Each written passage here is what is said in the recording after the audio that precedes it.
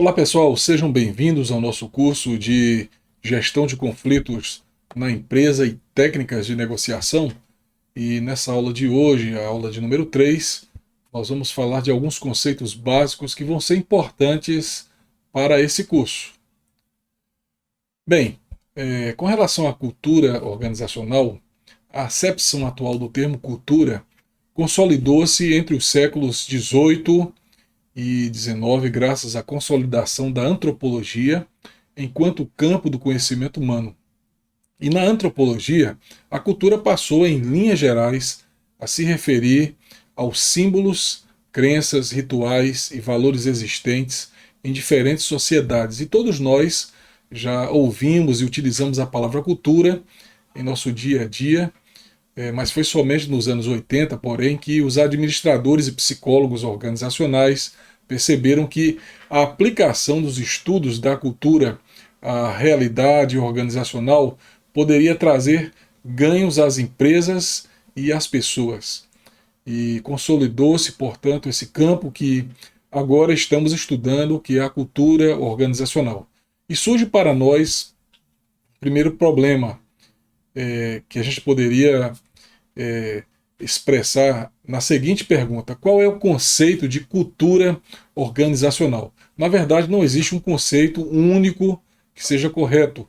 Há centenas de autores, cada um utilizando um conceito diferente, mas não fiquem aí angustiados. Nós vamos estudar a seguir as principais ideias da cultura. Para Schein, a cultura organizacional é um padrão de assuntos básicos compartilhados que um grupo aprendeu como maneira de resolver seus problemas de adaptação externa e integração interna, e que funciona bem a ponto de ser considerado válido e desejável para ser transmitido aos novos membros como uma maneira correta de perceber, pensar e sentir em relação aos seus problemas. Em palavras mais simples, podemos dizer que a cultura organizacional ela envolve os valores, as crenças e os padrões de comportamento compartilhados pelos membros de uma organização.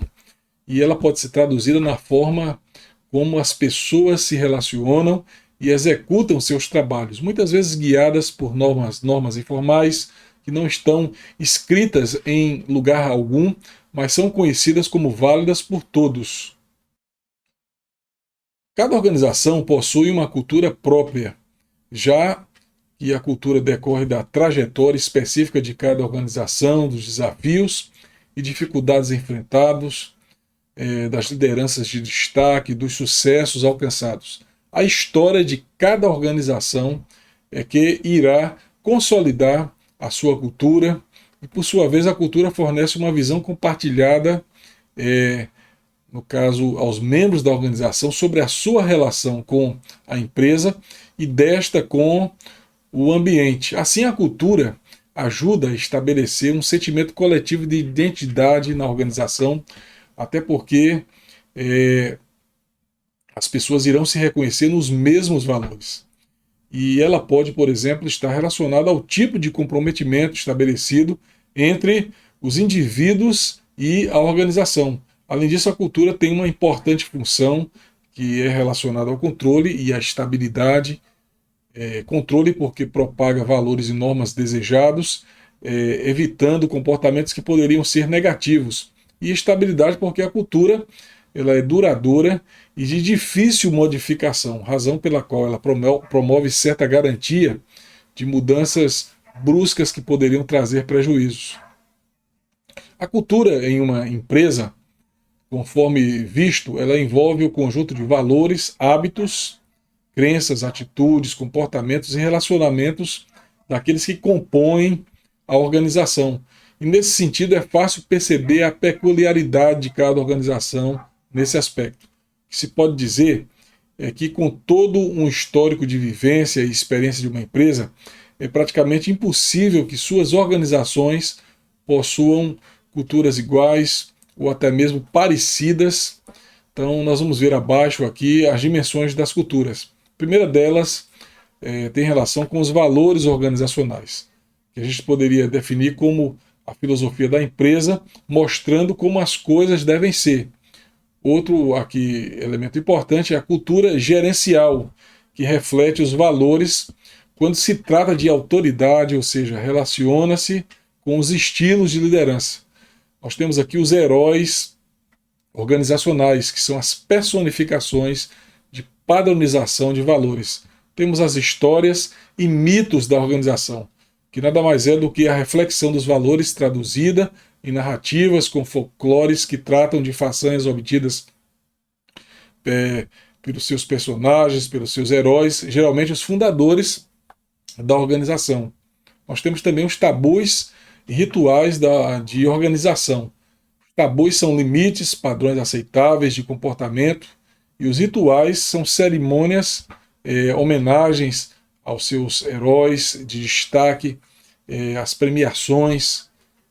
E, por último, nós temos os símbolos organizacionais, que são artefatos materiais, como, por exemplo, um brasão, um logotipo, as marcas, o vestuário, cores, layouts, etc.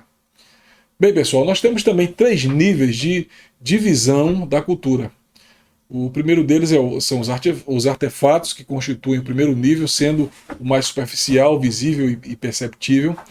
Desconsiderando as empresas onde a cultura é familiar, os artefatos são tudo aquilo que conseguimos perceber, vendo, ouvindo ou sentindo, ao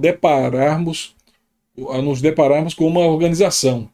Nós temos aqui também os produtos, os serviços, o vestuário, a maneira de falar, os símbolos, as histórias e outros elementos aí que têm relação com isso que a gente está colocando. Nós temos também os valores compartilhados. O segundo nível pode ser definido como os aspectos determinantes para as pessoas e que geram os motivos pelos quais elas fazem o que fazem, servindo de justificativa para todos os membros. É o famoso aqui, sempre fizemos dessa maneira, tomando pela acepção não pejorativa do termo. E nós temos também as pressuposições básicas, que é o terceiro nível. Ele é mais íntimo, profundo e oculto, que pode ser caracterizado como um conjunto de crenças inconscientes, as percepções, sentimentos, ou seja, naquilo que os funcionários da empresa acreditam. Nas organizações, podemos encontrar culturas conservadoras que são mais rígidas com relação a mudanças. Por outro lado, existem as culturas adaptativas, mais flexíveis e inovadoras com relação ao poder, tendo em vista a globalização da economia mundial que influencia diretamente o dia a dia de uma empresa. E nós podemos fazer a seguinte conclusão: poder não é só aquilo que se manifesta no interior da organização, e as influências externas também atuam nos resultados de uma empresa, e assim o ser humano necessita de interação social, e quando ele se isola da sociedade, ele perde o contato com o poder. No contexto organizacional, no início, o poder é centralizado nas mãos dos fundadores e proprietários, e à medida que a empresa cresce, o poder vai migrando, vai se descentralizando. Além da descentralização, a influência externa passa a acontecer. E à medida que as empresas ficam interdependentes ou influenciadas externamente, as influências na organização elas aumentam. Se compararmos com a cultura, essa representa algo interno à imagem que a organização reflete no ambiente. O poder, nesse aspecto, deve ser visto como a possibilidade de decidir, a situação de posição, de privilégio em relação a outra parte. Podemos dizer que a cultura e o poder estão intimamente relacionados às relações sociais. E, nesse sentido, a cultura se constitui como peça-chave para que possamos compreender as relações de poder nas organizações. Mesmo que haja influência externa, pessoal, é preciso entender a cultura para compreender a maneira como o poder influencia a empresa. Bem, nós terminamos a nossa aula aqui. Pedimos a vocês que leiam as apostilas, os textos que nós estamos compartilhando com vocês, que acessem links indicados, que assistam novamente as aulas que estão gravadas aí e disponibilizadas para todos vocês. Bons estudos para todos e até a próxima aula.